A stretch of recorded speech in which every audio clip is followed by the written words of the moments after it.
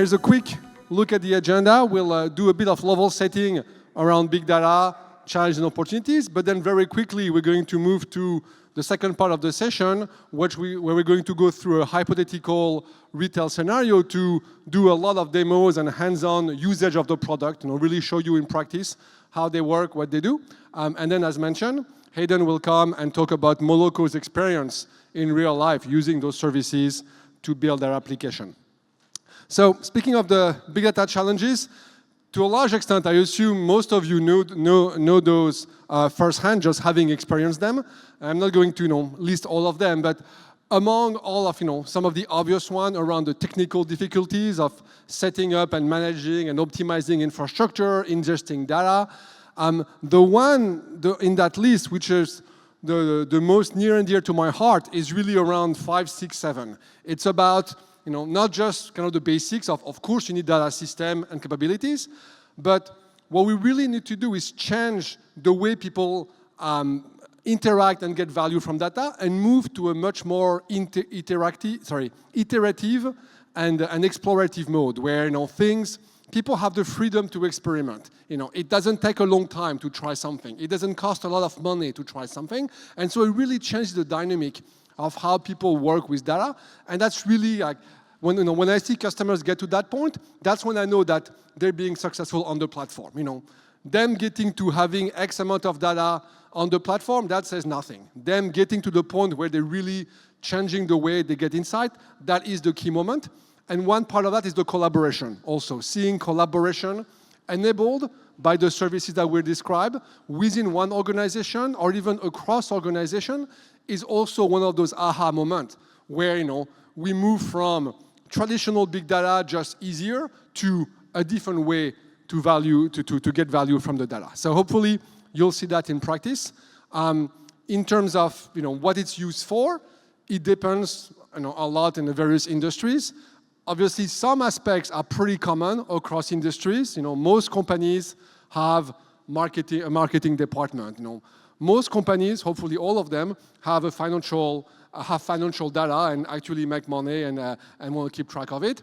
And some of the use cases are much more specific, to inventory management in retail or maintenance in manufacturing and things like that. So you know better than me what your industry is about, but these are typical examples that we see quite often. In this session, when we say big data, we really include AI and ML in that context. Now, here at Next, there are many sessions around AI, so we're not going to go into the details of it, but the way we think about it, the way we've built the platform, is that AI is really the prolongation of a data platform. It's not something that you do instead of a data platform. You still have to have control of your data. You still have to bring the data and understand your data.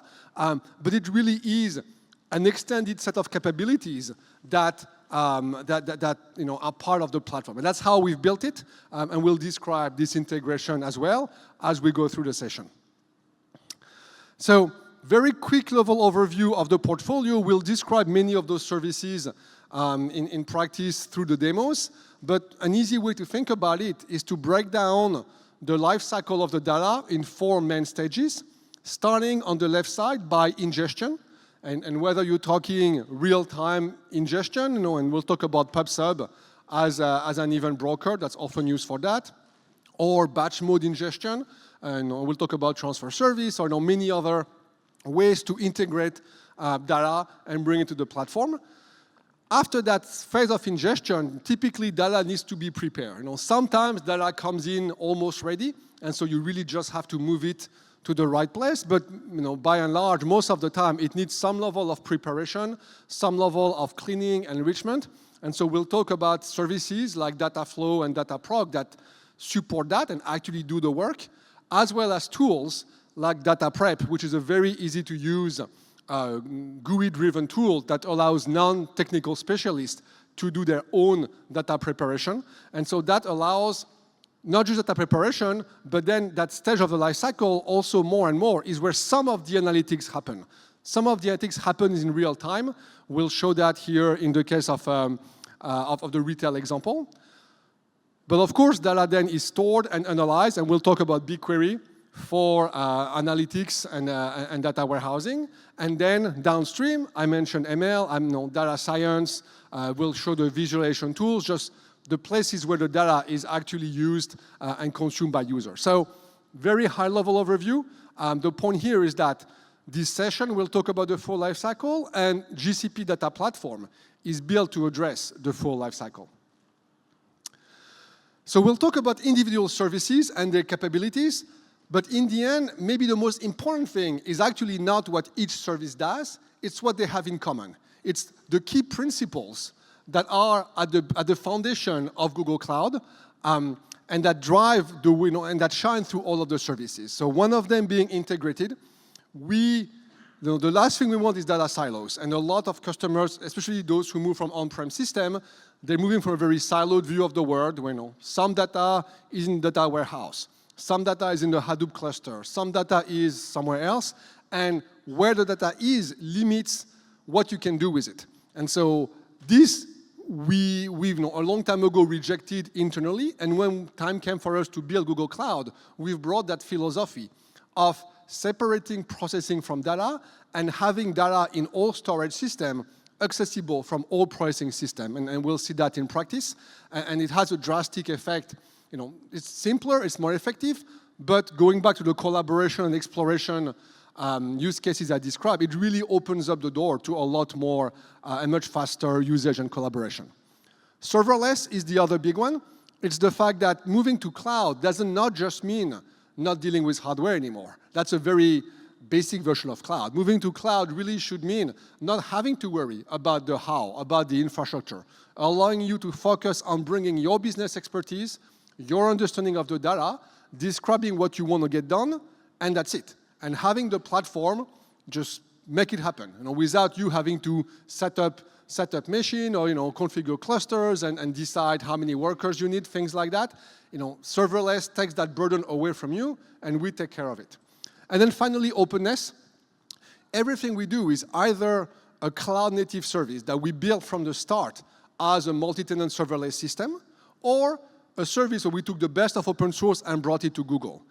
In the first case, even though it's something that originated at Google, we always open source the tool itself, the SDK, the relevant pieces, such that as you use those cloud-native services on Google Cloud, what you're using is open source tools, standard interfaces, such that there's never any lock-in, and there is a rich community that builds on top of those tools, and we'll see that in practice when we talk about some of those tools. So let's now move to the second part of the session, and Win is going to set up the stage for you on the hypothetical example that we'll use for that. Okay, thank you very much, William. So in my hometown of Sydney in Australia, I go to Bill's Grocer, or not exactly Bill's Grocer, but a chain very much similarly named. So in this example, I've thought about what a scaled version of Bill's Grocer might look like if you had multiple sales channels and nationwide networks of physical stores, as well as an online presence where he can sell groceries online. So in this new version of Bill's Grocer, where they're a multinational chain, potentially, and with multiple sales channels, I thought about the sort of data analytics that Bill's Grocer might want to perform. So the first might be to understand the different types of omnichannel interactions associated with the selling channels. For example, on Bill's Grocer's website, Bill's Grocer will want to understand how are people actually interacting with the website? Where are they actually leaving before they make a purchase? How can Bill's Grocer optimize the actual website experience?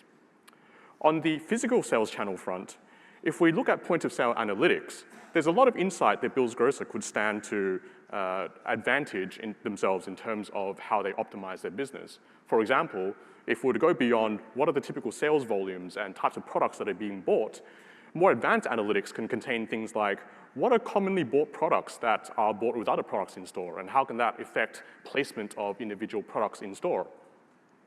Now, even though in this my imaginary version of Bill's Grocer is now a very large chain, because they want to retain the small town local grocer feel, Bill's Grocer wants to still continue to maintain that close customer relationship and thereby understand customer feedback, through various different means, but also be able to scale that as well. So in my imaginary scenario, we're going to incorporate some methods to understand customer sentiment and feedback at scale as our batch processing scenario.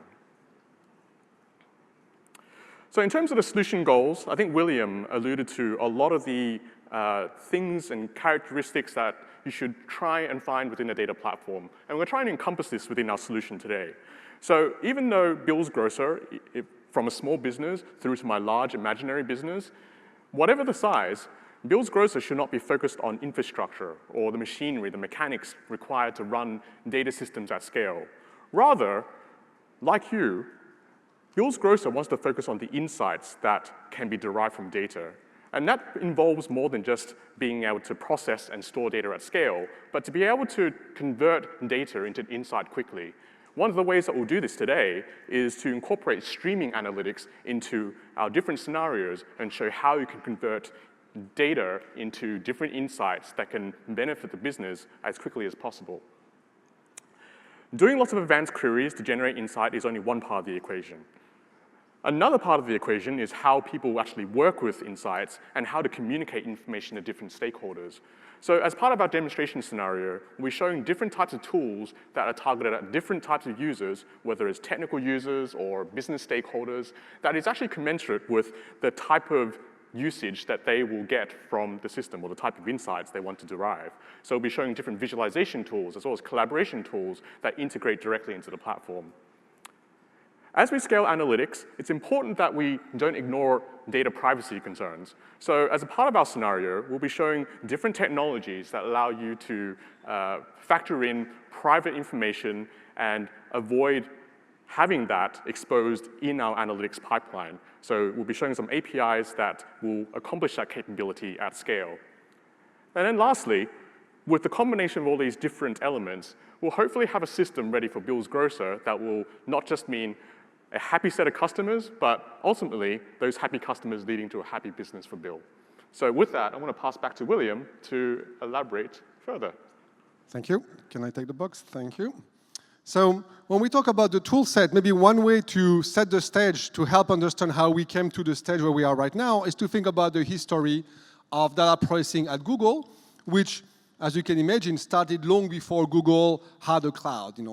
For the first part of its existence, Google was only building technology for its own use, starting with search and other services. And so when you start as a company with the goal to index the entire web, obviously you have a scale problem from day one, but also solving scale is actually not the hardest part. The hardest part is solving scale efficiently, doing it in a way that's very cost efficient from a resource perspective, also from a human productivity perspective, and that's how Google can offer services for free. It's really dealing with scale and productivity. And so there's a long list of papers that were published. Those are internal technology that are now known to the world because Google published papers. And at the time, Google just published the papers and then moved on, to develop the next internal system. People outside Google reading those papers and learning how Google was using that wanted to have access to them. And at the time, the only way to have access was to re-implement it. And so systems like Hadoop and HBase and others were created basically by re-implementing those papers that had been published. From a Google perspective, that was fine. That's why we published the paper, but we were not involved in those non-Google use cases. That changed with the advent of cloud in several ways. So what has not changed is we still publish papers. So recently, Dataflow and TensorFlow, and there are more coming up that are in review stage. But now, when we publish a paper, we also open source the code behind it. And so TensorFlow is now open source. Apache Beam, which we'll talk about a bit more later, is the result of Google open sourcing the Dataflow SDK, giving it to the Apache Foundation. And so instead of having to re-implement, people can now use that using the code that Google uses internally. And the services themselves are made available on Google Cloud. And so we'll start with BigQuery as a first example, and then we'll talk about some others. So BigQuery, kind of the successor of the original Dremel engine, which of course has seen a lot of improvements and re-engineering over the last 10 years, but is one of the workhorses of data processing at Google, available as a cloud service. So let's talk a bit more about BigQuery. In a way, the one-line description is a cloud data warehouse, and that's both good and bad. In a way, it's true because anything a data warehouse can do, BigQuery can do. You use standard SQL to interact with it. You can use all your favorite data visualization tools. It has ODBC, JDBC drivers, an API, a CLI, a rich ecosystem of partner. It is a true first-class enterprise data warehouse. It's also more than that in the way that it's a cloud-native data warehouse. And Reza in his demo will call out some of the aspects. It's serverless. It's separate storage from processing. And as we announced this morning, it also has a lot of new capabilities that make it much more versatile. And so this morning, we announced BigQuery ML to do machine learning directly in BigQuery using SQL. We also announced an upcoming feature to have GIS queries, so geo queries based on location information in your data that allows you to query in a geo-specific way. And so that's another example of the versatility of BigQuery that is pretty core to the system. One aspect is how do you get data into BigQuery? Because to be useful, it has to have data. Now, that being said, there's already a lot of public data sets that are available directly in BigQuery. And so you can go and try and use it at large scale without bringing your own data. But most customers obviously want to bring their own data. Many ways to do that. A lot of marketing data can be brought automatically, especially if it's already at Google. If it's ads data or analytics data, or if you're a YouTube publisher, all of that data, you can just say, I want that data brought into BigQuery. You have nothing to do there other than just saying, I want it. We have a rich ecosystem of partners in the ETL data integration space to bring data from enterprise software on-prem, from other clouds and SaaS vendors. And then on the right side, if you want to, if you build system that write to BigQuery, BigQuery is very well equipped to do streaming ingestion. And so events, flying through PubSub or other streaming system, you can have them flow into BigQuery and be immediately available in your queries. You just pump events and query on them. So very easy, very optimized for streaming ingestion, as well, of course, as supporting batch ingestion through GCS, Google Cloud Storage, including taking advantage of the many ways you can bring data to GCS, including cloud storage transfer service to bring data online or offline. You can bring petabytes using physical devices and many ways to bring data to GCS that can flow then into BigQuery. And so let's see that in practice, and Reza will show us. Thank you. So let me just switch this over. Great. Okay, so what we're going to do is run some queries against a couple of data sets. Now, Win mentioned clickstream data, so this is the data coming from the websites. So we're going to run a query against data that we've obtained by Google Analytics 360 Premium that has been loaded into BigQuery. We're also going to run some queries against a transactional point of sale data set. Now, this is actually a petabyte of data that we're going to run some queries against, just to show the ability of BigQuery to run queries against very large data sets. Now, before we start, I'd like to point out one of the pieces that William brought up around BigQuery's architecture. So BigQuery separates processing from storage, which is part of the reason it is able to do what it can do. But what does that mean to you? So the first thing it provides is that if you're not running any queries on BigQuery, you don't need to pay for any servers that are sitting around waiting for work. So that's one aspect. The other aspect is around the sharing of data, both within the organization and from external sources to the organization. So how does that work? If we think about a traditional database, you have your software that you install into some machines, then you attach SAN, NAS, disk, etc. This thing becomes a unit. You then push information into it, and now to get access to that information, you either need to give access directly to the database. I used to be a DBA. This is not something I would let people do very easily. Or you have an application layer that you need to build on top and deal with things like multi-tenancy, etc. Or you do the FTP dance, and nobody likes to do the FTP dance. It's tedious and boring and leads to lots of problems. So what we're going to do is actually show this separation of processing and storage, what it means. Here we have the new BigQuery user interface. It was recently pushed out with this new version for those of you who've used BigQuery before. On the top here, we can see that I am in the DA101 project. So this is the project I am going to be running my queries from. On the left-hand side, as well as the DA101 project, we can actually see other projects that I have been granted access to. So through the proper security and authorization ACL mechanisms, I've been given access to these data sets. Now, this particular data set, the retail petabyte data set, which I'm going to highlight here, has some tables in it. And again, this is a table that exists in a different project. I've just been given access to it, so I'll run my query from here against that. This sales partition table, just to look at the structure, it's got a sales order key. This is that point of sale sales information. And if we look at the types of data that we're allowed to store, as well as the standard one you have here, we have a record type. So this record, there's a single sales order key, and there are many lines of information because BigQuery supports repeated fields within a column. So let's go and actually look at some more details around this table. So here we're going to start discovering that despite the name, Bill's Grocers is actually hugely successful because they have over 1 petabytes of data in their sales information, which we can highlight here, and over 1 trillion rows of information. So that's a lot of sales that these guys have been making. I'm assuming it's a very big Bill's Grocer. Now what we're going to do is we're going to run a deliberately inefficient query. So this particular query that I'm going to run, I'm going to try and find the sales information per day for a particular customer, denoted by this customer key. I'm going to kick that off now, and that's going to take a little while to complete. Just to note, actually, that was cheating. Let me turn off caching. So BigQuery will cache results of a query that's been recently run for up to 24 hours. Let me run that again. So that's now going to take a little while to complete.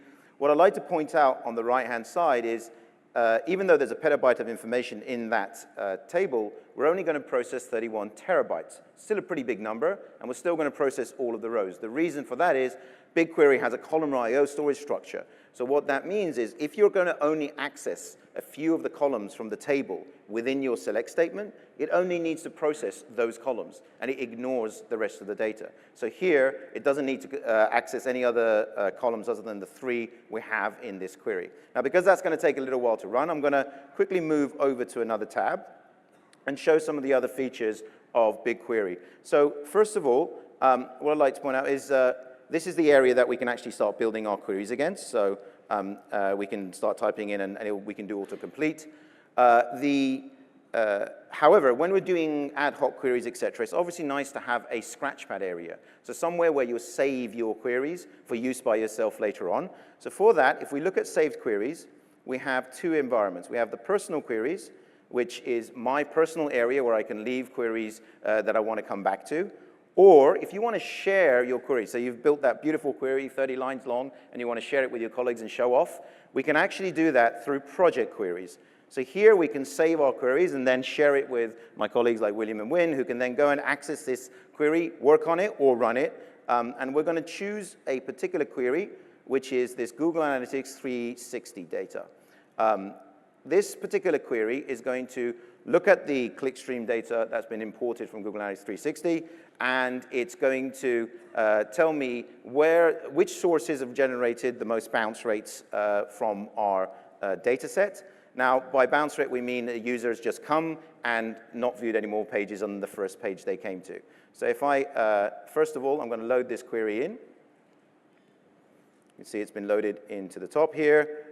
I'm going to run this query now, and that will take about 5-6 seconds to complete.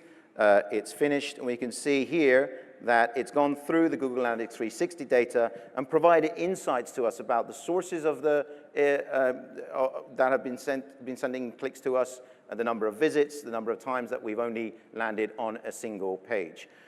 Just to show some of the other features of BigQuery, so on this side, I'm going to create a data set, which is the container that we can load tables into.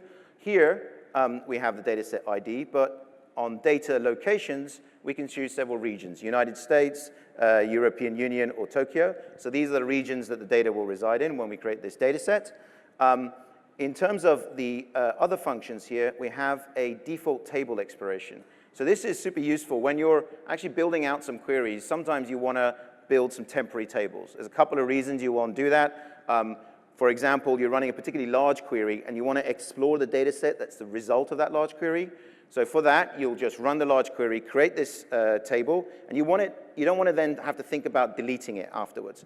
So by creating a data set with this expiration level, we can say number of days. Let's say we create a data set called temporary. We can create these temporary tables and know that after about 5, 6 days, they're automatically going to get cleaned up for us. The other reason you obviously need temporary tables is when you are building a particularly large query, and it's very useful sometimes just take out the inner part of that query while you explore the outer parts. I'm going to now, also, I said that the query that we were running against that very large data set was inefficient. Just to show a more efficient version of that query using some features that have recently released around clusters and a slightly older feature around partition tables. So if I go to Saved Queries and look at our project queries and customer cluster optimized. So I'm going to open this one. So this particular query is making use of some dates to limit the call, and it's using specific range of customer keys. If we look at this sales partition cluster table, it is of a similar size to the table we saw before, around a petabyte. However, when I run this query, it's actually going to compete in about, again, I really need to turn this off. There we go. So this will complete in about 10 to 20 seconds. And if we look on the right-hand side, it's actually having to process a lot less data. And the reason for that is it's actually using some smarts around, because the partition table is by date, it's able to prune information it doesn't need to access, and it's clustered by our customer key. So that is going to complete hopefully in a few more seconds. There we go. That was a result of that one finishing, 18 seconds. And now we're going to go back to the original query. And here we see that that larger query processed 31 terabytes, went through the trillion rows in 2 minutes and just a few seconds on top of that. Now, the last thing I want to show you here is this table stock. If I go to this stock table and look at details, we expand this further up here. And I'm not able to use the scroll bar. There we go. We notice that it's actually got a streaming buffer stats underneath. One of the things that William mentioned is that BigQuery supports streaming inserts directly into BigQuery, which means we can continuously update tables, and when we make a query call, it's using the latest data. So here, the point of sale system is continually updating sales to BigQuery, and when we run a query, it's going to be with the most up-to-date data. Now, if we can go back to the slides. Okay, you can have the ticker. So, how do we get that streaming? So one of the ways is through the API that BigQuery directly exposes, and you can build applications that use that API directly. However, most of the customers I work with will actually use other mechanisms to be able to do this, predominantly using things like PubSub and Dataflow. So if we think about a streaming pipeline, when we've got messages coming in, we need some way of actually absorbing those messages. And Google Cloud PubSub is our global publish and subscribe API. It's able to absorb messages onto a topic, and it also acts as a very good shock absorber. So if you imagine you have a very high spike in requests that you weren't expecting, or you have some problems downstream, PubSub will retain information for up to 7 days, and I've seen it used very effectively in that mode with quite a few customers. So now that we've got a way of actually absorbing these messages, we need a way of transporting them from PubSub over to the BigQuery table. And for that, we're going to use Dataflow, which allows you to do batch and stream processing in a distributed way, being able to scale out at very large scale. If we think of the end-to-end pipeline here, we have the point of sale system. There is an application that is writing the messages into PubSub as sales are happening. Dataflow is doing a very simple task here, which is to transport those messages from PubSub over to BigQuery using that streaming API, which allows us to get queries immediately up to date on what's happening within the business.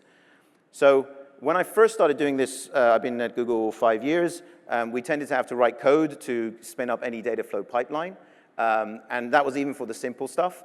Here, since then, we've actually got these fantastic templates, which allows you to go to a UI, complete the template, and it will automatically transport the information from PubSub to BigQuery, spinning up Dataflow in the background. And to actually see that in action, Win is going to show us a demo. Yes, indeed.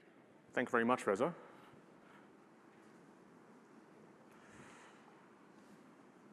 OK, so let's go back to the Cloud Platform console. And there's a few things that we need to get the first streaming pipeline that we want to run working. The first part is PubSub. So let's go into the PubSub configuration.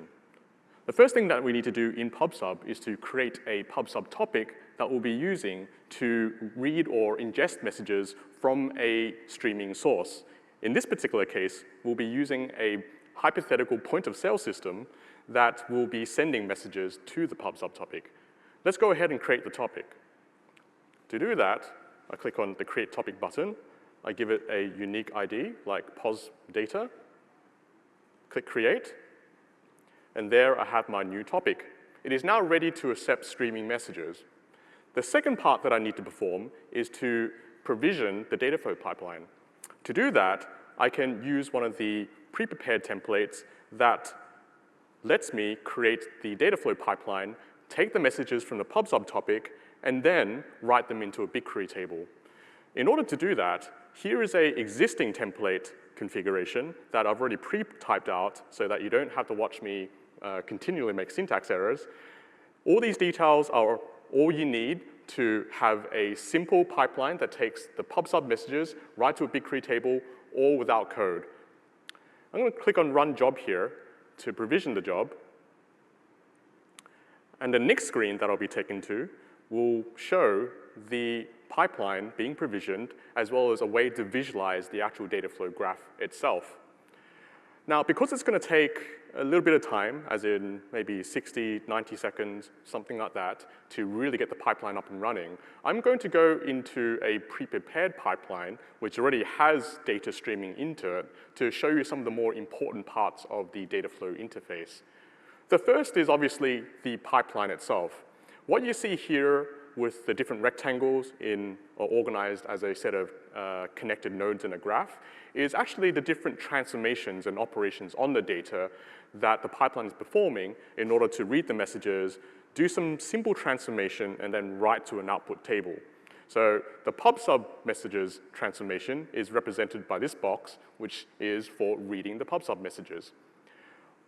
On the right-hand side, you'll see some interesting information about the actual step itself. The step is parallelized across different Dataflow workers, which means that because we're running a distributed service that can scale to really any sort of data scale that you want to throw into the pipeline, you can see what the performance of the pipeline is like in the context of the number of different data elements that have been added in history, as well as the size of all the elements that have been processed by that particular step. Now, if I actually don't click on any step at all, you'll see some overall statistics about the pipeline. So if you look into auto-scaling, we can see that currently there's one worker operating all the different steps of the pipeline itself. There's not a lot of data flowing inside the pipeline at the moment, so right now, one worker is sufficient. As more data goes into the pipeline, the Dataflow service, as a serverless offering, will automatically scale up the number of workers to meet the volume and throughput that is needed by your application. So all that stuff is without you needing to configure any infrastructure or to configure any concerns about scaling. You can see within the pipeline that there's other information shown, like the number of elements processed within each step. So for example, we have 24 elements a second being written out to our target table within BigQuery. So again, it's low volume, but that shows you some more interesting information about what your pipeline is actually doing. Now that we've explained the Dataflow pipeline, let's actually look at the output of the streaming Dataflow pipeline itself in the context of the BigQuery tables being written to. So I'm going to go into the BigQuery interface again, and to again save me on typing, I'm going to bring up a save query, which I pre-prepared ahead of time, and bring up this particular query, which I will run very shortly, but I've actually omitted a particular part, which is to actually get some real-time data on stage right now. So I'd like to actually bring up Reza into the demonstration as well. Actually, why don't you stand here, Reza, because I think it's better if you operate from there. I'm going to need to do some inelegant alt-tabbing here. So I did say that this is a point-of-sale demonstration, so I did say it was hypothetical, but we did go to the effort of actually building a hypothetical green screen point-of-sale application, which, as you can see, is very, very attractive. And Reza here is going to help me purchase some products at one of Bill's grocer's stores. I'm an Australian, and I always get very homesick whenever I travel. So I want to buy some goodies here to basically get me through the long days of the travel. There we go. All so right. That's one. Enter there. And these are delicious. And hit enter there. This one's actually my favorite. Okay. There we go. All right, okay. So you can definitely see that I'm a bit of a chocolate fan. Are you going to start eating my demonstration? I'm hungry. You know what? I'm very jealous right now. I can't eat it. So maybe I'll eat after this particular demo is done. So what's actually happened here is I've purchased 4 products. Each time a product has been purchased, there's a streaming PubSub message written to the PubSub topic, which is then read using our Dataflow pipeline, processed, and then written to our output BigQuery table, all in near real time. So we see here that the current invoice number is this. So let's go and check the outputs of our table. So actually, I think I need to copy this so that I don't get it wrong.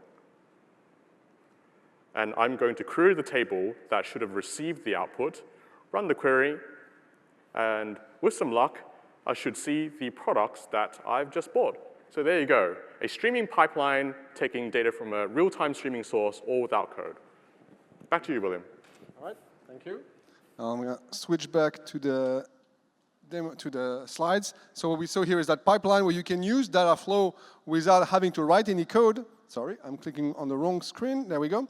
Without having to write any code, because the Dataflow pipeline that was executing has been pre-created for a given task to bring data from PubSub to BigQuery. Now, Dataflow can do that, but Dataflow can do a lot more than that. It's really a full-fledged processing system.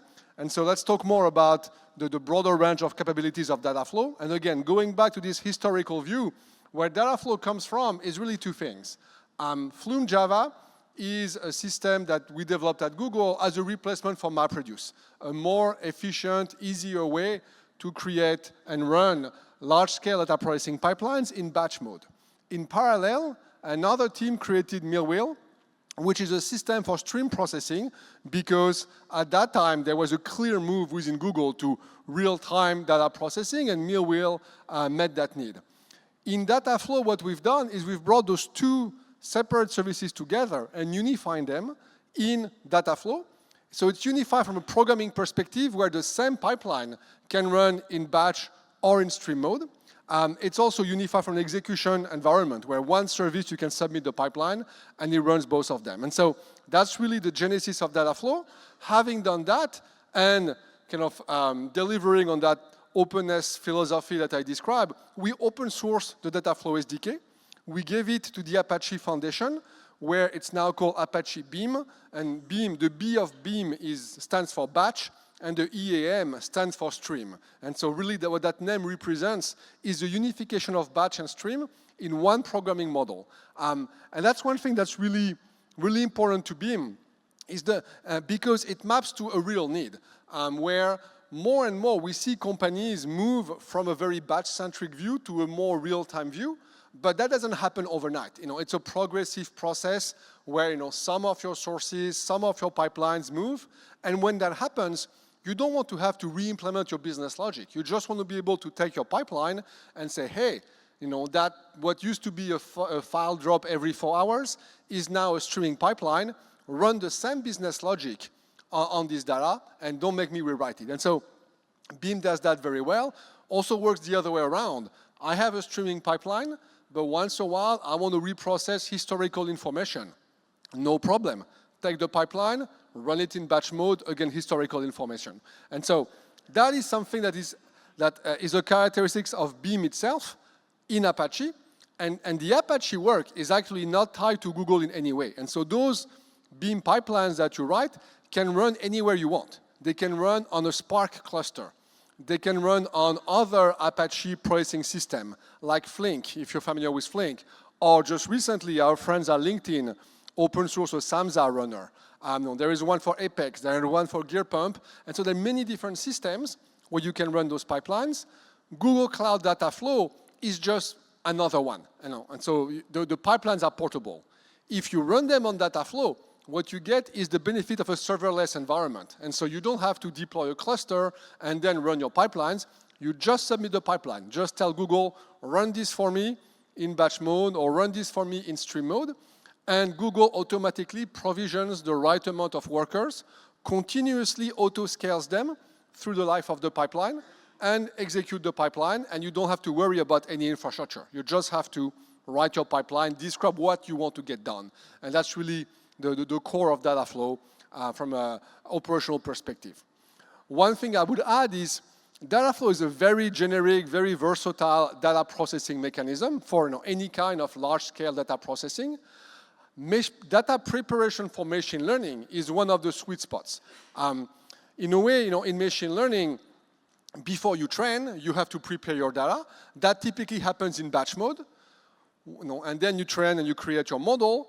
When time comes to use your model for scoring, you have to take the input data and prepare it in the exact same way that you prepared it for training. Not doing that is one of the most common sources of problems with machine learning. And so Beam allows you to use that same pipeline at scoring time now. And scoring can happen either batch or stream. And so again, you get that flexibility. And that's the reason why internally we really use the two together very commonly. And we've built tools on top of Apache Beam to make it easier to prepare data for machine learning and prepare it for TensorFlow. And those tools are being open source as well. And so again, Beam and Dataflow are generic data processing services, but really with a very strong sweet spot for being used more and more often in machine learning context. And so, in a way, this is what it looks kind of all put together. In this case, a streaming use case where data flows from whatever endpoint, mobile application, IoT devices, into an event bus, like PubSub that we showed just earlier, serverless event bus, or Kafka or others, into Dataflow for stream processing, and then straight into BigQuery or other systems, Bigtable or GCS, and then using with ML. So that's really where it fits in that end-to-end pipeline. And Win is going to show in more detail what Dataflow does in practice. Yeah, absolutely. So in the first pipeline, we utilized a very simple example, reading messages directly from PubSub and then writing them directly to a BigQuery table. In this particular example, we're going to break the glass and implement some more sophisticated analytics that will be useful for deriving insight later on, as well as for deriving operational insights that we can take advantage of in the moment as they occur. So you've heard a lot about PubSub as a streaming data ingestion source. PubSub can also be used as a source to be written to. That's the output of a streaming data pipeline. Now, in this example, I've enriched our pipeline with some additional capabilities that can leverage PubSub's capability to notify downstream consumers of useful information. The first of this is a product lookup web service. The product lookup web service enriches the purchased information or the purchased goods information from the checkout and then adds additional information. So it's an example of a way to enrich incoming data and then add additional information that comes from external sources, and then write that information out to either a batch source or to a streaming source. The second piece of information that we'll be incorporating via external sources into the pipeline is an inventory web service. And this could potentially hold things like stock level and other inventory-related information. Now, as purchases are being made from the point of sale checkout, we're going to be integrating with the inventory web service to update some information, such as the stock level for a product, as well as to produce alerts on particular products that are seeing spikes in consumption, which may be an indicator of a stockout situation in store, hypothetically. So with that in mind, I'd like to go into the demo to show you what that might look like.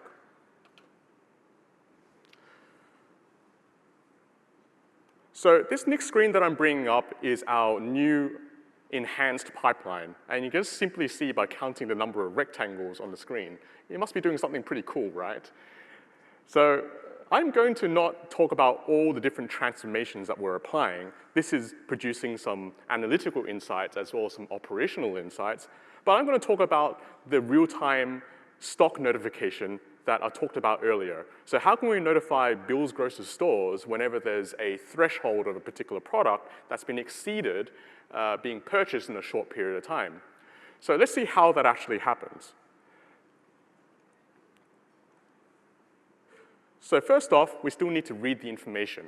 So instead of reading individual purchase information now, we're actually reading whole invoices where there's one or more purchases within it. When we're doing that, we can perform more interesting analytics, things like, obviously, what is the average size of an order and other information like that. After we read the information, we can augment that information with additional information from our product lookup service, which is where I'm actually hovering over right now.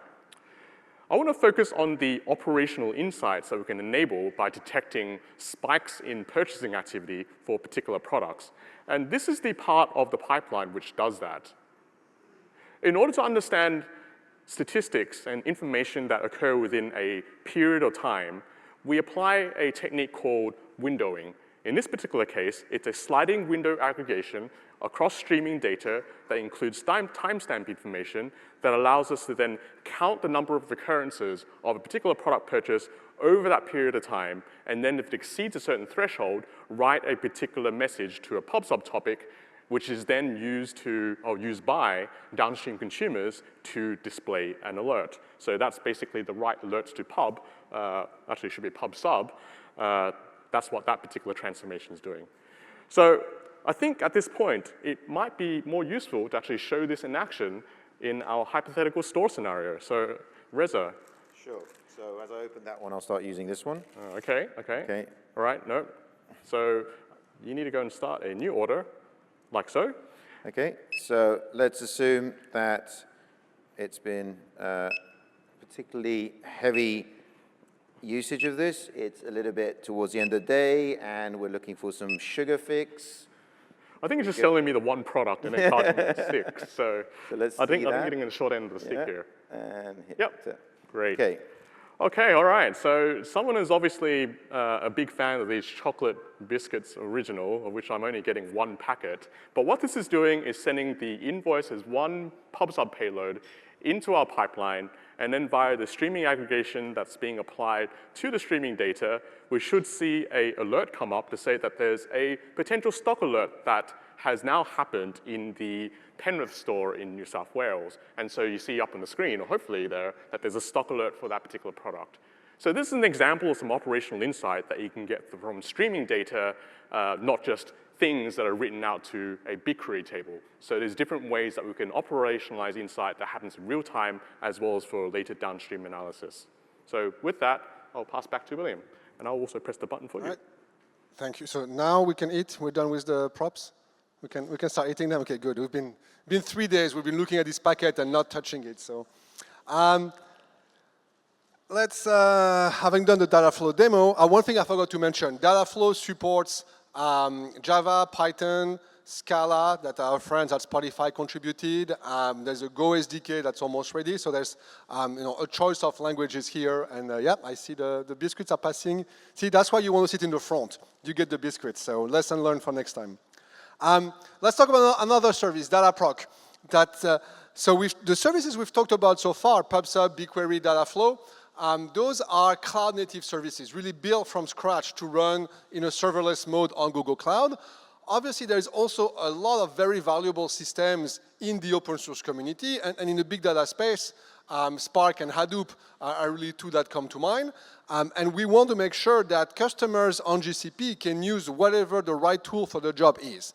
And so if the right tool is Spark or Hadoop because of some library, some tool, or they've written already a lot of pipelines on-prem and want to run that on GCP, Dataproc makes that very easy by taking Hadoop and Spark, the same Hadoop and Spark that, the same bits from Apache everyone uses, and deploying a cluster in about 90 seconds. By the way, you pay by the second, and so those clusters it's a normal Hadoop and Spark cluster, but it's also a very dynamic cluster that you can start and you can stop it. And what it changes is the way people typically use it on cloud, where they don't have those long-lived clusters, that people have to share and you have to, update them and agree on version. It's a much more dynamic way of getting a cluster for whatever job you want to run and keep it for one job, for one day, for 1 week, and really free yourself from all the administration while keeping access to the power and the ecosystem and all the tools available. And so when you use it, you can see on the left side a jobs API where you can run your jobs and you can write them using all the common tools in the Spark and Hadoop ecosystem. And those jobs execute on all the same data storage systems that we talked about. And so, I mentioned the cluster come up in about 90 seconds. When the cluster is up, you can start working right away.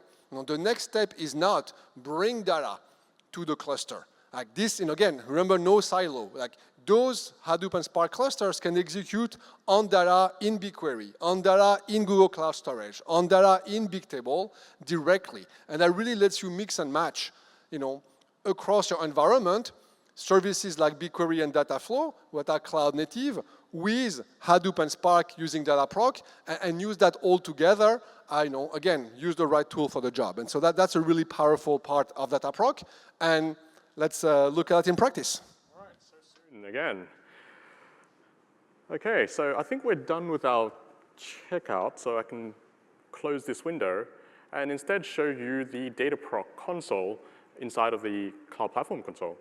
So here we're seeing the Dataproc list of clusters, and I've got one pre-prepared here, but because Dataproc starts up very quickly, I'm going to create a cluster on the fly. So let's give it a slightly unique name, like so. I'm going to leave these sensible defaults for the most part, but maybe change some specific things I don't want to call out when I'm creating my Dataproc cluster. So the first is maybe I want to specify a particular region where it runs. So all my data is in US Central 1, so it makes sense to do that. We're using the sensible defaults that I have for a very simple job that I'm going to spin up, which is 2 worker nodes. I'm going to click into advanced options here before creating my cluster. And the first thing I'm going to do in the advanced options is to allow API access from my cluster so that my cluster can call different Google Cloud Platform services to do interesting things, as well as install some additional dependencies which I'll ultimately need for my job. So I click on Browse. I'm going to point my Dataproc configuration at a particular script that I want Dataproc to run to install some dependencies, and then click on Select. And from here, I should be able to click on Create and have my cluster spun up with my custom dependencies available on each worker.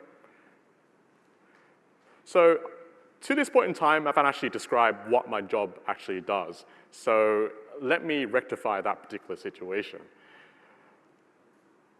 Actually, I can click on buckets here to show you this information.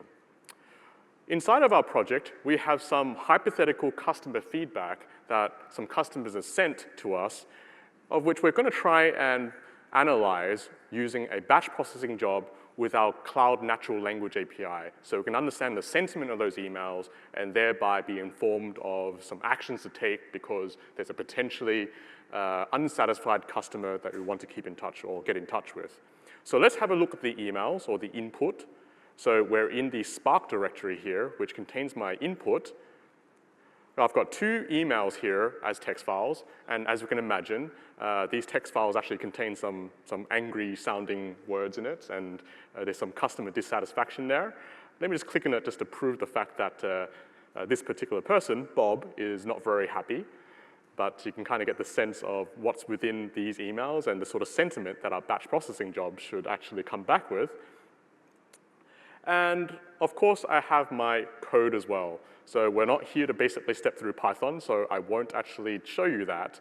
But know that this is the piece of code that I will then run by submitting a Spark job, or a PySpark job more specifically, to the cluster. So that was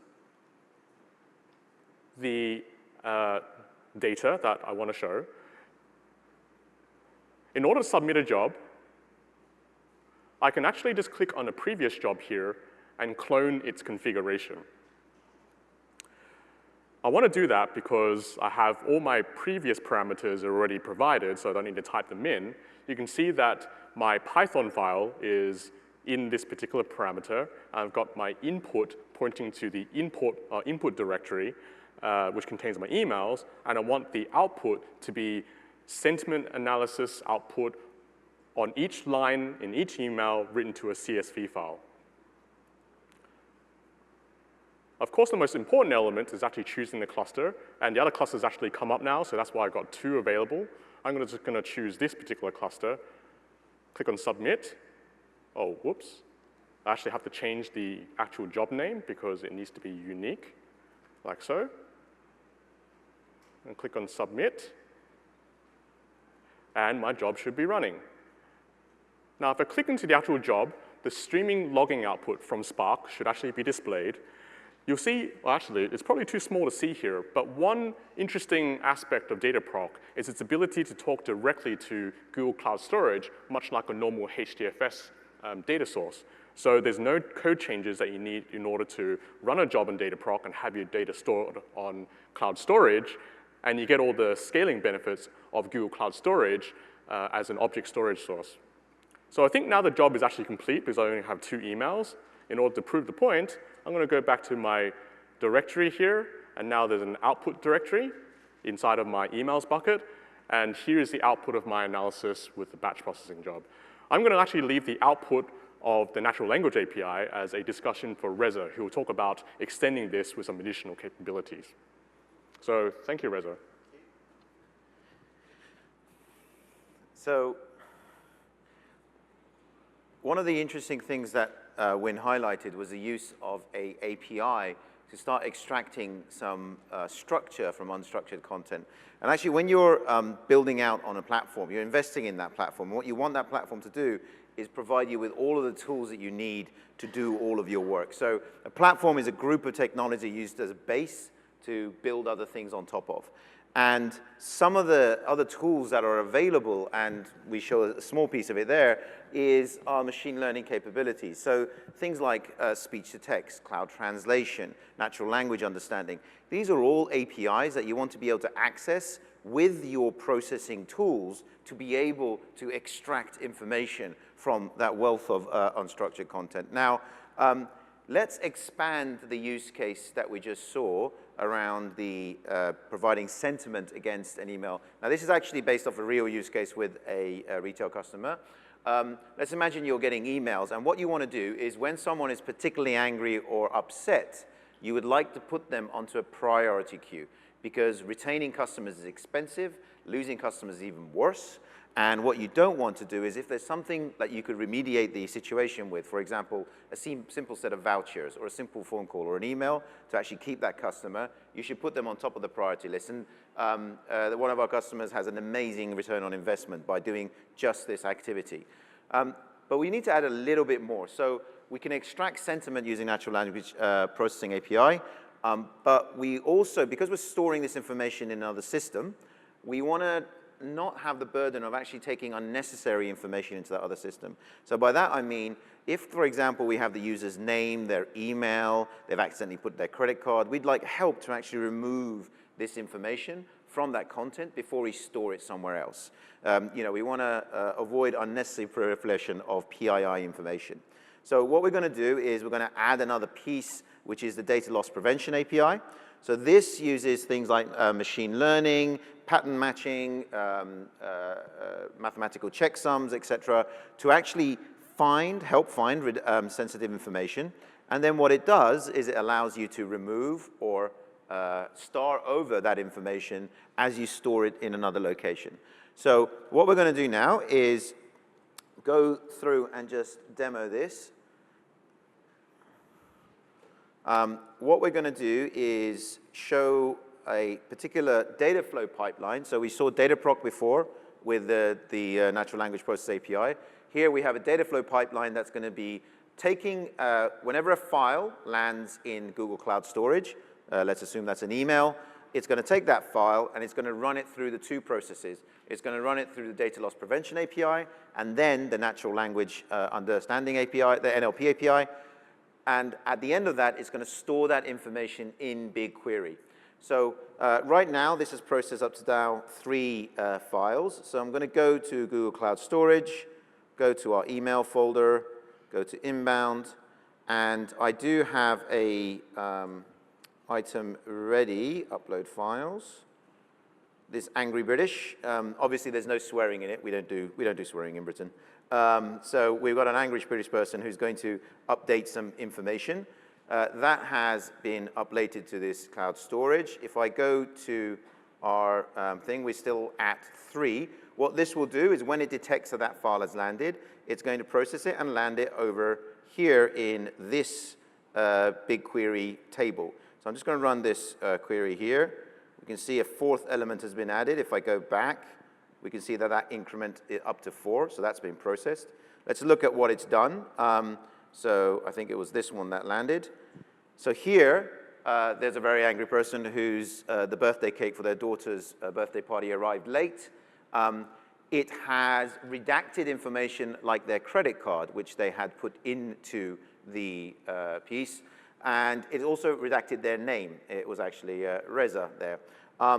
We also have a sentiment score. So this is like -4 with a high magnitude. In other words, they were quite cross about having their birthday cake arrive a day late. We're almost there in terms of having a full workflow pipeline. We've got, as emails are coming in, we're able to do this work and add them into BigQuery. But what we haven't got is that final piece of how do we notify our support people to actually go and do something about this. And for that, we need a bit of glue to stick several processes together. So over to William quickly. Thank you. And we're going to switch back to slide. And so I think glue is a good term, as Reza described it, because we've been talking about individual services and what they can do. But data processing is really an end-to-end experience, and you need something that ties together those processing systems and gives you control and visibility and a unified point of management. And that's where Cloud Composer comes in. Composer is one of the newer services on the platform. It went generally available this week. It is a managed version of Apache Airflow. So if you're familiar with Apache Airflow, which is right now in the open source community, the orchestration service with the most momentum, really, really loved by users. And so we chose to use it, make it available as a managed service on the platform, contribute to Airflow, bringing operators that allow it to act on all the relevant Google Cloud services, and make that available with no deployment to all our users to easily orchestrate and manage their data processing on Google Cloud. And so let's see what it looks like in practice. Reza? Okay, so what we're going to do now is add that final piece, which is orchestrate moving the information that exists in BigQuery into a CSV file ready for our support folks. So I'm going to use Google Airflow here, Google Composer, which is running an Airflow job. The DAG that I have in mind is going to do a query against that BigQuery table, look at the last 2 hours, and then it's going to put the result of that in another table ready to be exported out as a CSV file. So, so sorry. Now I'll show you the, I forgot to hit the button. Apologies for that. So here we have the Airflow DAG. This is the notified job. If you can see, it comes in 2 steps, recent query, and then export. So I'm going to go and even though this DAG has been scheduled to run every 2 hours, I'm going to just kick it off by triggering the process now. And in a moment, we'll see these numbers. We see it already, the jobs being queued. In a moment, we'll see both of those tasks being processed successfully and the move happening. What that will do is it will land a file, if I go back to here, into our same emails, but priority folder. So this is available from the last run. Let's go back here and see if this is already completed. I'm going to refresh the page. Okay, 1 task still running. We'll give that a few more moments. And what that will do is it's ran the BigQuery SQL statement, it's pushed some data to another table, it's done the CSV export and landed that into Google Cloud Storage. So if I just refresh this, There we go. That task is now completed. If I go back to our bucket and refresh this, and now we download this file, I'll open it.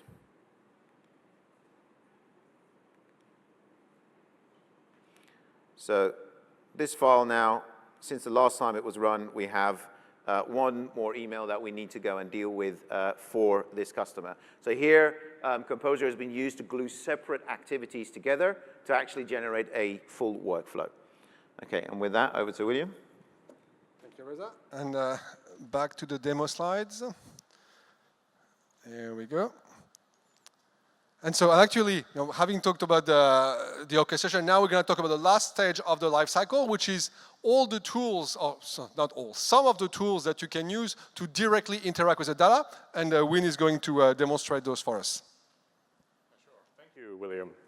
So up to this point in time, we saw a lot of SQL querying, which is absolutely fantastic if you're comfortable with those tools. But sometimes you want to visualize your information in graphical ways or to explore your data in intuitive environments that let you discover insight in a much more visual way than what a SQL query can give you. So to that end, I'm going to show two different tools which are integrated within the Google Cloud Platform, or integrated with Google Cloud Platform, rather. And those tools are Google Datastudio, which is a dashboarding and visualization tool, and more recently, a data exploration tool integrated directly into BigQuery. And the second tool that I'm going to show is Google Spreadsheets, which I think many of you are familiar with today, but we recently just launched with a new integration into BigQuery. So let's go into demonstration mode again.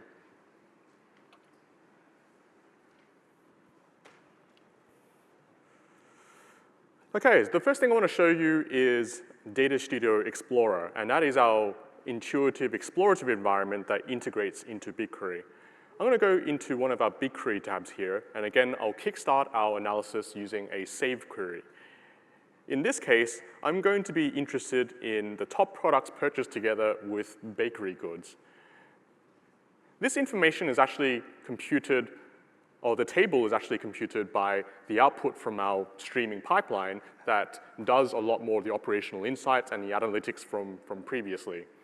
So this query here is going to run across, I think about 70 million rows, or maybe even more, actually. We're still receiving data, so there's quite a lot of information still coming in. But it's going to be giving us quite a lot of results, and it should usually finish right about now. Okay, so in our output, we see that there's individual product combinations and the amount of revenue associated with the other product that's been bought with a bakery item. This is quite difficult to actually comprehend in this interface. So what I'm going to do now is take this into exploration mode via Datastudio Explorer. So I've done that by clicking on the Explore button inside of the BigQuery interface. And now I've got an environment where I can intuitively slice and dice and explore the data set in a much more visual way. On the right-hand side, we have different ways to visualize the information using different types of graphs, scatter plots, line charts, bar charts, that sort of stuff. In this case, I'm going to choose a pivot table to show some specific insight about how products are being bought with bakery items. In this case, how much revenue is bought in total, or is brought in total for products bought with bakery items. So I'm going to change one of the dimensions here so that we're actually looking at the product revenue. So with that, we changed the actual metric into revenue instead of frequency, and we see that Bill's brand organic honey is actually doing really quite well. So let's do another type of visualization inside of Datastudio Explorer, and this time let's view the proportion of revenue attached to bakery goods as in the form of a pie chart. So in this case, let's again look at the metric as product revenue. So we'll drop that in there like that. Oh, actually, I think it's already in there. Okay, so let's just say that I'm happy with this particular visualization, and I want to incorporate it into a larger dashboard. So what I can do now is actually save this exploration.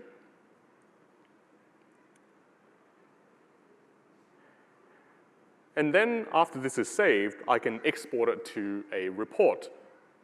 Oh, actually, I don't want to create a new report because I've actually got a great one ready to show you. So I'm going to copy to existing report. So this is going to copy this pie chart, and it's going to be now available for me to paste into an existing dashboard that I already have. So this is the dashboard here. So this dashboard shows the different types of visualization capabilities in one convenient screen. So here you find ways to visualize information in tabular formats, as well as line charts, bar charts, and other types of information, or types of ways to visualize information, rather. So let's just say that I want to incorporate my pie chart into this dashboard. What I'm going to do is paste my pie chart into this dashboard, and then fill out the last missing piece of information I want to show, and then bring it down. Now, if you use G Suite products, you might know that a lot of it is real-time collaboration based, and Datastudio in this respect is no different. So I think right now I've actually got William, or somebody posing as William, i.e. Reza, inside the dashboard at the same time, working to update the dashboard for improved aesthetics, as you can see right now. So this is a great real-time collaboration tool where you can work with others to create a dashboard and then share it to other people for further collaboration, or to just visualize the dashboard as a consumer of this information. Okay, and Reza's very helpfully just shrunk my graph for me, which has again made an aesthetic improvement. I think it's now ready to then share with somebody else. So let's complete the final step and share it to Callie, which is somebody that is interested in this insight. I can send the report to that person. They'll get a link, and then they can basically see the same dashboard as well. Ooh, actually, maybe not in this particular case. Let's try one more time. Let's say view instead. And yes. And there you go. Kelly now has access. So there you go. I want to pass over to Reza to show one final piece, which is the Google Spreadsheets integration. So this was very recently announced as well. So this is Google Sheets. And just very quickly, going to run through here. In the sheet, if I go to the data column, so in Google Sheets now, at the bottom, we now have data connectors, and we can choose BigQuery. Here, I'll be able to choose a project. So let's go to our DA next project, do a write. Here we see the information, the storage, the data sets, et cetera, available to us. If I just go back here, I have created a data set already. If you remember, we were scanning some products in. This happens to be the product code that was available. Here we have the sheet, which is actually going to that table and accessing information. If I refresh this sheet, it's going to get the very latest data that we had based off the demo. So these were the last items, and plenty of chocolate biscuits are being bought in this time. So this is a very quick, nice and easy Google Sheets integration with BigQuery. Okay. Thank you, Reza. Let's switch back to the slides. And so, having shown kind of an overview of the platform and services like PubSub, BigQuery, Dataflow, Dataproc, we here use this simplified example with this pseudo point of sale and simplified example, really just to show what each product does in a very concrete and applied way. But now let's look at a real life scenario and how that's being used by, in this case, Moloko, and Hayden Lee is joining us to talk about their experience on the platform.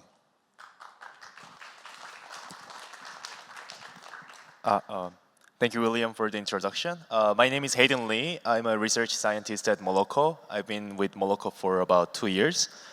The green button. Yeah, so I will briefly talk about the company Moloko and what we do. So we are a mobile ad tech company that turns big data into ad performance using machine learning models. Our clients use us for marketing purposes like user acquisition and re-engagement, as well as monetization of their products. Our cloud solution is deeply integrated with Google Cloud Platform. So in particular, we use Bigtable, BigQuery, Dataflow, and PubSub, the products that you saw in this session. Some of the challenges we faced while building a scalable ad cloud solution can be summarized as these 3 things. And I'm going to talk about how we have overcome these challenges using some of the products of Google Cloud Platform. So the first thing that comes to my mind is the small latency requirement with high volume of network traffic. So for mobile advertisement, as soon as a user opens an app and that shows an ad like an image or video, we receive an event that is called a bid request from the bid exchange servers. So those are third-party services that we are integrated with. And as soon as we receive a bid request, we have to respond within 100 milliseconds. We have to determine whether we want to participate in this real-time auction or not, and at how much price we're willing to pay, and what kind of image or videos we want to serve, and if the user clicks on it, where the user should be directed to. So we have to do all that under 100 milliseconds for each request, and we receive about over 600,000 bid requests per second at peak, and we receive over 40 billion bid requests per day. So that is one of the challenges we faced, and latency is a big problem we have to solve. So for that, we use Bigtable. I will talk a little bit more about this later. Transforming big data into machine learning models is another challenge. We use a lot of complex machine learning models, and to do that, we have to be able to process a large volume of data, and we have to transform that data into something that our machine learning algorithms can process and digest. So we use Dataflow for that, and we process over 100 terabytes of new data on a daily basis, and we also have the accumulated data over the course of 2 to 3 years that we use to train our machine learning models. The third challenge was to find a collaborative tool that can handle big data as well as complex analysis. So for that, we use BigQuery. As you saw from the demos in the, by Win and Reza, we use BigQuery to save views or queries and share those with the team members. Our data scientists and modelers want to analyze big data using complex queries, SQL, or user-defined functions, and also sometimes it's very helpful to share the queries themselves. So with that in mind, I'm gonna give you a high-level overview of how we are using each of these Google Cloud Platform's product to build our application. So on the left-hand side, you see two boxes that are labeled as real-time bidding exchanges and mobile measurement platforms. So those are the third-party services that we are integrated with. There are dozens of them, and we receive live traffic from them. So as soon as we receive a bid request or some other events from these services, Google's load balancer will handle them and reroute them to our live bid servers. Our live bid servers are written in Golang, and they are running on top of Kubernetes engine. So those two red boxes represent our serving module. There are some other components like PubSub, but it's not in this diagram because we are going to focus on data processing in this session. So for big data processing, we primarily use 4 products: Dataflow, along with Bigtable, BigQuery, and Google Cloud Storage. So I'm going to talk more about these products and how we use them. For modeling, especially handling large data sets, TensorFlow is an open source library released by Google, and most of our machine learning models are written using TensorFlow. So if we zoom into data processing, as I mentioned, we process over 100 terabytes of data on a daily basis. So Dataflow jobs can read from and write to Bigtable, BigQuery, Google Cloud Storage, including PubSub, as you saw from the demo earlier. So we use Dataflow to primarily transform one complex data structure into another. So we keep transforming data depending on our needs, and then eventually our goal is to make it available at the time of bidding so that we can make an informed decision about how we want to participate in a real-time auction, and also to train our machine learning models. So we, on a daily basis, we run over 250 Dataflow batch jobs, and some of the largest jobs use over 4,000 of virtual CPUs per job, and most of our jobs are CPU intensive because they're transforming a very complex data structure to another. We also utilize Dataflow's service-based shuffle. It's an opt-in feature that you can use. I'm going to talk about this a little later, and it actually gave us a huge performance gains in terms of throughput per cost. Before I talk about some of the benefits we got by using Google Cloud Platform, I also want to emphasize how we were able to scale while keeping the cost low in the past 2 years. So we have grown from serving 60,000 QPS to 600,000 QPS in the past 2 years. So that's a 10 times growth in the number of beads. So here in the chart, the x-axis is a month, and y-axis on the left-hand side is the number of beads or auctions we participated in a given month. And the blue bars represent that. So you can clearly see a fast-growing trend here. The red line represents the unit cost, our unit infra cost per bid. So it's been going down by a factor of 3 in the past 2 years. So we have been able to do that while, even though our developer team was pretty small. We started with 2 full-time engineers, and now we're about 10 full-time engineers. The whole company has grown from about, I think, 7 people to about 45 people now in the past 2 years. So we were able to do that because our IT and operations burden was very low. So most of the products that we use on Google Cloud platform are handled by Google Cloud engineers and Google Cloud support team. So we don't have to worry about operating those tools, like, for example, Bigtable, BigQuery, and Dataflow.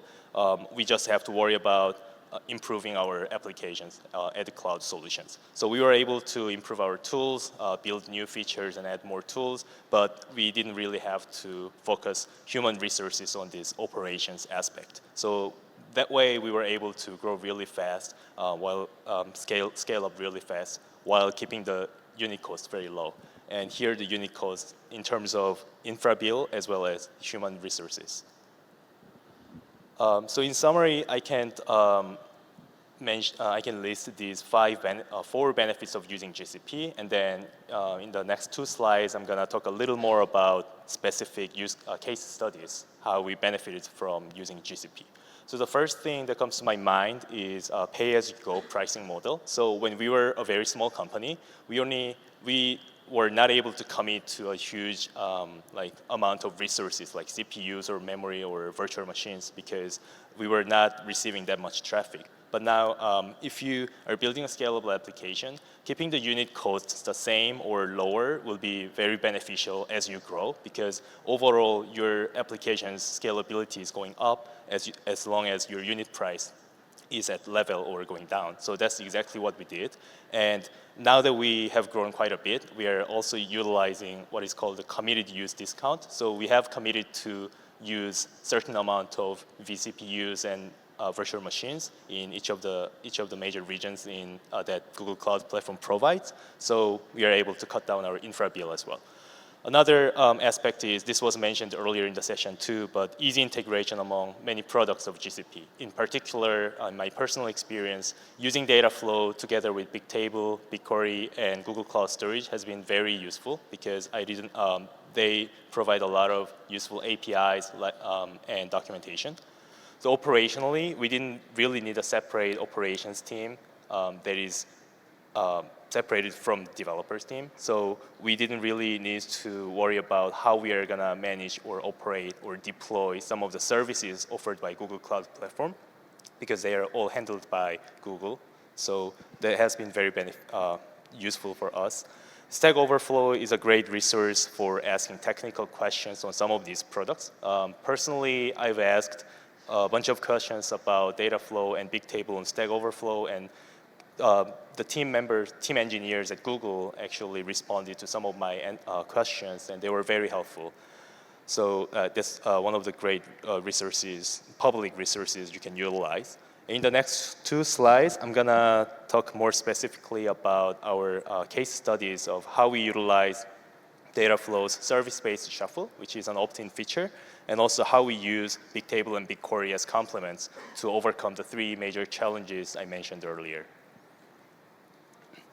So Dataflow service-based shuffle is basically an opt-in feature that Dataflow backend server provides. So you pay based on the amount of data processed by the server, but in exchange, your job's throughput and performances in terms of job duration are expected to get better. So in this chart, the top chart shows the job the same job CPU utilization without the shuffle service, and the bottom chart shows it with the shuffle service. So the images are of the same size, but the first job took about 4 hours, and the second job took about 3 hours.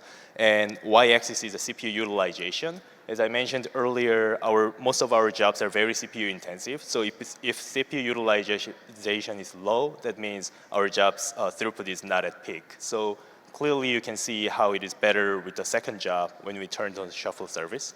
And overall, you can also save, because the job duration is shorter, you will pay less for the resources you used for running those Dataflow jobs.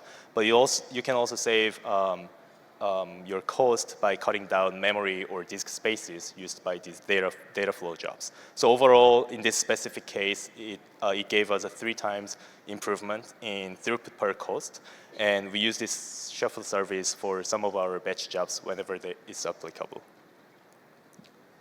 Another thing I want to emphasize is how we use Bigtable, BigQuery, and Dataflow together as complements. So as I mentioned earlier, one of the challenges we have is latency requirement. So Bigtable for quick access is basically how we have overcome the first challenge. Bigtable offers quick key value operations, both reads and writes at 10,000 QPS under 60 milliseconds. And that's actually very quick, and we really need this to meet the 100 millisecond requirement. And it also offers fast scans using Dataflow, so 200 megabytes per second, and this is per node. So we store a lot of data in Bigtable that is required for determining whether we want to participate in a real-time bidding or not. And also for our machine learning models, they have to determine what bid price we are going to write and submit to those exchanges. So we have a lot of data stored in Bigtable, and Dataflow is one way to scan through this Bigtable and store the resulting data set in BigQuery or Google Cloud Storage. Also, garbage collection is very easy with different types of garbage collection policies. So that's another big useful feature for Bigtable. And BigQuery is more suitable for complex analysis. So our data scientists and modelers would use BigQuery to analyze complex data, including our training data sets for machine learning models. So SQL and user-defined functions are supported. And also, we use stream insert for real-time monitoring and analytics. So our live bid servers will stream insert some of the data, some like logs and some matrix to BigQuery tables. And also, as you saw from the demo, it is very easy to share queries and views. So this basically solved our third challenge, where we need a collaborative tool that can handle big data, and it is very easy to share within the organization. And also, as you saw from the demo, garbage collection policy or table expiration can be set, so that's another plus. To utilize both of these products, we use Dataflow as the main product that does data transformation. So specifically for our machine learning pipeline, we have to generate a large collection of data sets to train our models and evaluate them. So most valuable information or data set is stored in Bigtable because they are read and written by our live bid servers. So we use Dataflow job to scan whole Bigtable and dump that data to Google Cloud Storage as well as BigQuery. The reason we write that data to 2 different places is because Google Cloud Storage is basically just a storage. We store all of our data there. On the other hand, BigQuery is suitable for complex analysis. So we are going to transform this data, the same data that we read from Bigtable, in a way that our modelers and data scientists can easily analyze on BigQuery using SQL. So that's how we generate machine learning data, training data sets, and then our TensorFlow models will train from those data sets. So just to wrap up, Moloko has grown rapidly in the past 2 years, and scalability has been the key to our growth. Google Cloud Platform helped us to focus more on developing our application as a cloud solution without having to worry about operating some of these cloud services that you saw from this session. So in particular, by using Bigtable, BigQuery, Dataflow, we were able to overcome the 3 major challenges I mentioned in the first slide. And that's how we have been able to sort of work with some of the largest clients we have, like largest e-commerce in Asia or one of the largest electronic device makers. So with that, I'm gonna give this back to William, and yeah, thank you. Thank you very much, Hayden. Thank you. And so just in closing, you see the three principles which I described in an abstract way at the beginning. Hopefully by now you see how in practice, the data integration delivers on the integrated part or composer tying things together, how PubSub and Dataflow and BigQuery really exemplify serverless for data processing, and how whether it's bringing the best of open source to Google with Dataproc, with Composer, or vice versa, bringing Google technology to open source with TensorFlow and Apache Beam and others, we live by this principle of everything we do being based on open technology. And so hopefully that gives you a quick overview of how we apply those principles, a quick overview of the capabilities of some of the key services.